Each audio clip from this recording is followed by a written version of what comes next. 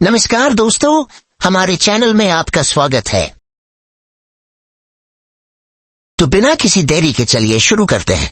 ये कहानी नासा के दो वैसे एस्ट्रोनॉट्स की है जो नासा के एक मिशन पर अंतरिक्ष में जाते हैं, पर जब वो वापस आते हैं तो वो पूरी तरह से बदल जाते हैं। Don't give a strike presenting the astronauts wife. इस कहानी की शुरुआत में हमें एक स्पेसशिप को दिखाया जाता है जिसमें एस्ट्रोनॉट स्पेंसर और उसका साथी एलेक्स हैं। ये दोनों के दोनों नासा के लिए काम करते हैं और अगले 6 महीनों तक इन्हें स्पेस में ही रहना होगा, जहां नासा का एक बहुत बड़ा स्पेस स्टेशन है। यहाँ रहकर इन्हें स्पेस को ऑब्जर्व करके स्पेस के डेटा को कलेक्ट करना है। वही अर्थ पर हमें स्पेंसर की वाइफ जिलियन को दिखाया जाता है। वो टीवी पर न्यूज देखती है कि नासा के स्पेस स्टेशन पर एक दुर्घटना हुई है। ये देखकर वो घबरा जाती है क्योंकि उसे पता है कि स्पेंसर उसी स्पेस स्टेशन पर है। तभी इनकी डोरबेल बजती है, जहां नासा का एक रिप्रेजेंटेटिव जिसका नाम शर्मन है, वो जिलियन को कहता है कि तुम हमारे साथ चलो। जिलियन उसके साथ नासा आ जाती है, जहाँ पर वो एलेक्स की वाइफ को देखती है जो उसके हस्बैंड स्पेंसर के साथ स्पेस में गया है। यहाँ पर नासा का एक सीनियर ऑफिसर आता है, इन दोनों को बताता है कि हमारे स्पेस स्टेशन पर एक ब्लास्ट हुआ है, लेकिन अच्छी बात यह है कि दोनों एस्ट्रोनॉट पूरी तरह से सुरक्षित है। इसके बाद हमें एलेक्स को स्पेंसर को दिखाया जाता है, जिन दोनों को हॉस्पिटल में एडमिट किया गया है, जहाँ जिलियन अपने हस्बैंड स्पेंसर का बहुत ध्यान रखती है। स्पेंसर की हालत अब पूरी तरह से ठीक है, लेकिन एलेक्स की हालत बहुत ज्यादा खराब होती है।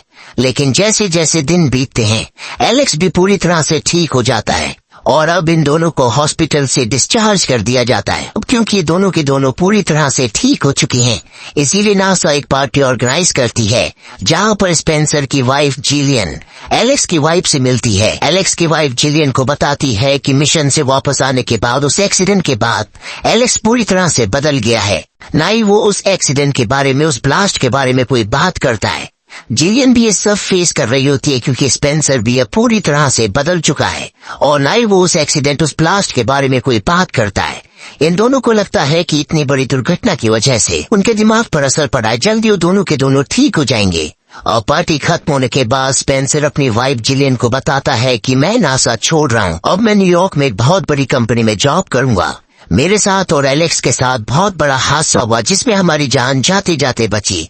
हमें जिंदगी ने एक दूसरा मौका दिया है और अब मैं इस जिंदगी को अच्छे से जीना चाहता हूँ। ये बात जिलियन को बहुत अजीब लगती है क्योंकि स्पेंसर ने उससे कोई भी डिस्कशन नहीं किया था और अब उसे भी अपनी टीचिंग की जॉब को छोड़ना होगा।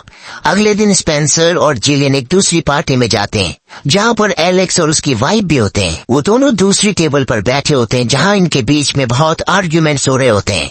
एलेक्स गुस्से में वहाँ से उठकर जाने लगता है, लेकिन तभी अचानक से वो गिर जाता है। उसकी तबीयत बहुत ज्यादा खराब हो जाती है, जिसमें उसकी मृत्यु हो जाती है। नासा प्रेस कॉन्फ्रेंस करके सबको बताती है कि वो बहुत ज्यादा स्ट्रेस में था और ज्यादा स्ट्रेस की वजह से उसे हार्ट अटैक हो गया, जिस वजह से उसकी मृत्यु हो गई। जिलियन इसके बाद एलेक्स की वाइफ से मिलने जाती है, जो पूरी तरह से टूट चुकी है। एलेक्स की वाइफ जिलियन को बताती है कि मिशन से आने के बाद, दुर्घटना के बाद, एलेक्स पूरी तरह से बदल चुका था। मुझे कभी एहसास ही नहीं हुआ कि वो पहले वाला एलेक्स है। वो रात रात भर बड़बड़ाता रहता था, ऐसा लगता था कि वो किसी और से बात कर रहा है। मुझे पूरा यकीन है कि वो एलेक्स नहीं था, बल्कि उसके शरीर में कोई और था। जिलियन को उसकी बातों पर यकीन नहीं होता। उसे लगता है कि सदमे की वजह से वो इस तरह की बातें कर रही है, इसीलिए वो उसे सुलाकर वहाँ से चली जाती है। अब कुछ वक्त बीत जाता है। स्पेंसर और जिलियन न्यूयॉर्क शिफ्ट हो चुके हैं। स्पेंसर ने अपनी नई कंपनी को ज्वाइन कर लिया है। स्पेंसर पूरी तरह से बदल चुका है। पहले वो एक इंट्रोवर्ट इंसान था, पर अब वो पूरी तरह से एक्सट्रोवर्ट इंसान है। वो हर किसी से बहुत अच्छे से और बहुत खुलकर बात करता है, जो देखकर जिलियन पूरी तरह से हैरान होती है। एक दिन वो स्पेंसर से पूछ ही लेती है कि स्पेस में तुम्हारे साथ क्या हुआ था, तुम इतना बदल कैसे गए। स्पेंसर उसे ध्यान से देखता रहता है। इसके बाद उसे कमरे में ले जाता है, जहाँ पर उसके साथ वो इंटीमेट होता है और यहाँ पर जिलियन को अजीब अजीब सी आवाजें आ रही होती हैं। अगली सुबह जब जिलियन की आंख खुलती है तो उसे बहुत से हेलुसिनेशन हो रहे होते हैं, साथ ही उसके पेट में दर्द होता है। जिलियन पूरी तरह से कंफ्यूज्ड है कि उसके साथ और स्पेंसर के साथ ये सब क्या हो रहा है। इसीलिए वो अपनी सिस्टर को कॉल करके सब कुछ बताती है और कहती है कि मुझे न्यूयॉर्क में बिल्कुल अच्छा नहीं लग रहा। स्पेंसर भी पूरी तरह से बदल चुका है। एक हफ्ते बाद जिलियन को पता चलता है कि वो प्रेग्नेंट है।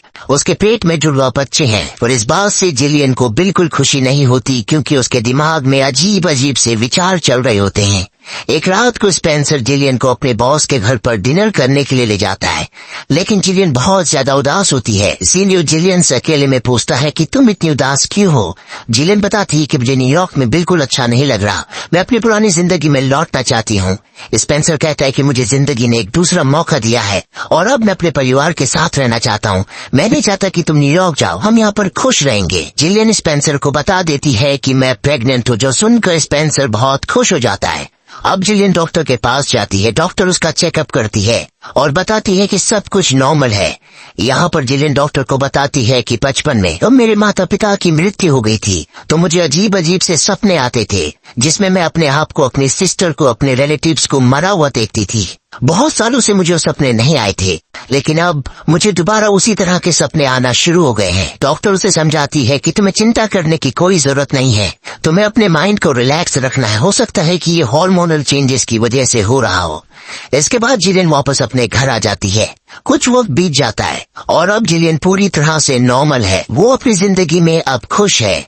एक दिन वो एक टॉय शॉप में होती है, जहाँ पर उसकी मुलाकात नासा के रिप्रेजेंटेटिव शर्मन से होती है, जो जिलियन से बातें करता और उससे पूछता है कि स्पेंसर पूरी तरह से नॉर्मल है।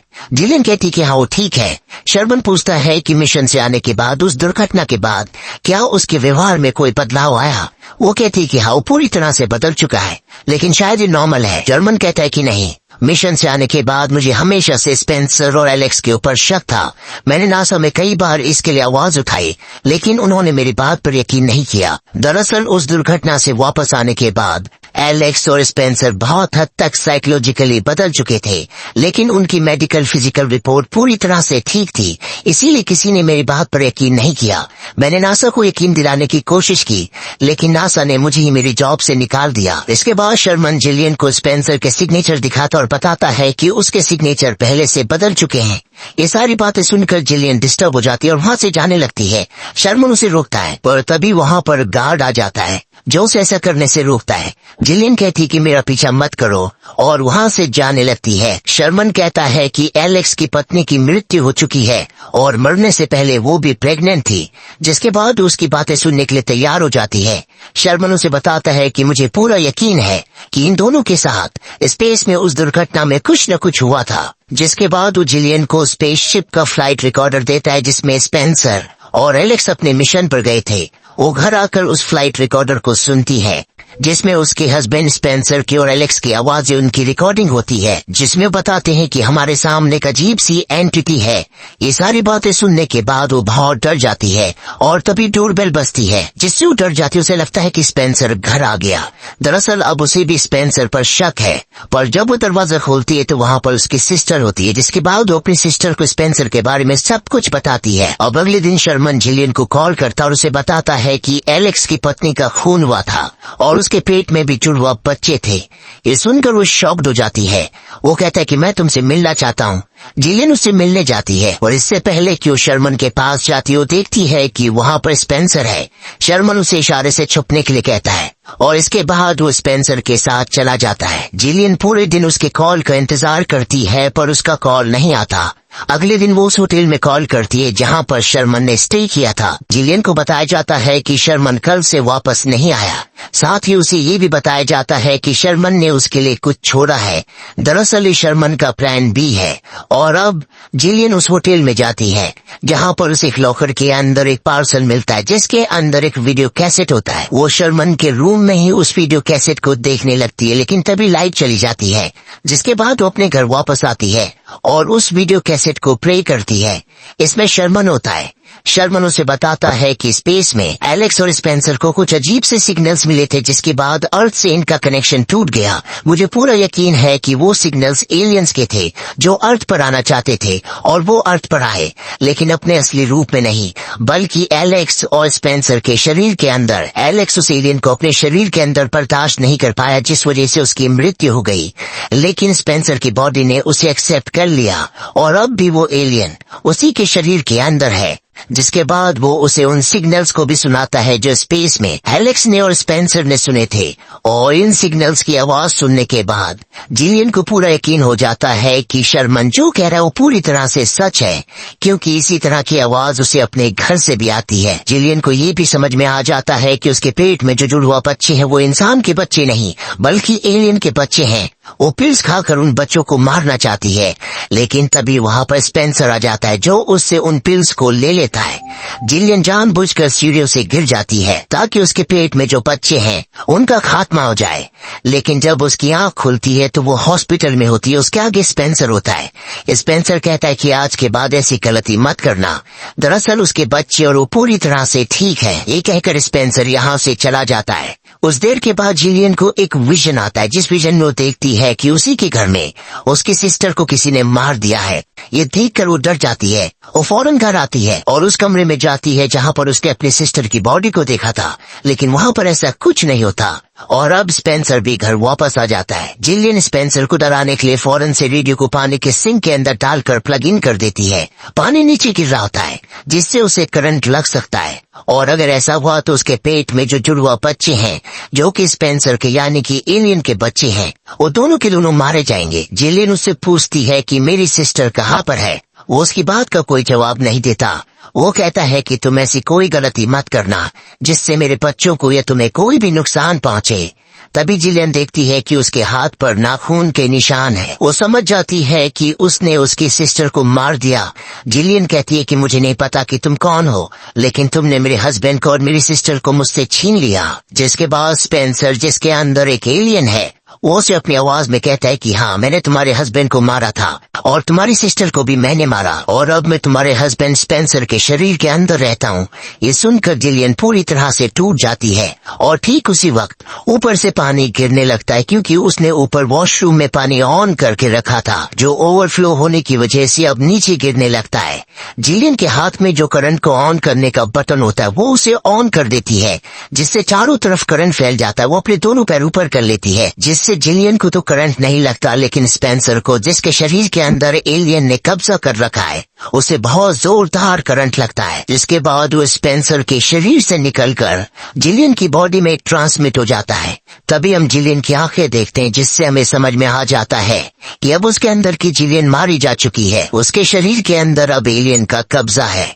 कुछ साल बीत जाते हैं जहाँ पर हमें जिलियन को दिखाया जाता है जिसने अब दोबारा शादी कर ली है। उसके जुड़वा बेटे हैं और अब वो अपने पति और अपने बेटों के साथ रहती है। आज उसके दोनों बेटे पहली बार स्कूल जा रहे हैं। वो दोनों के दोनों स्कूल बस की तरफ जाते हैं।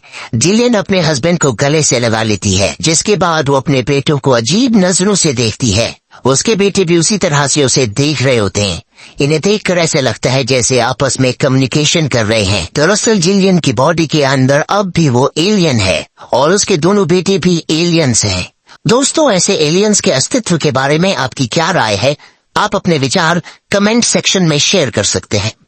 तो दोस्तों, आशा है कि आपको वीडियो पसंद आया होगा।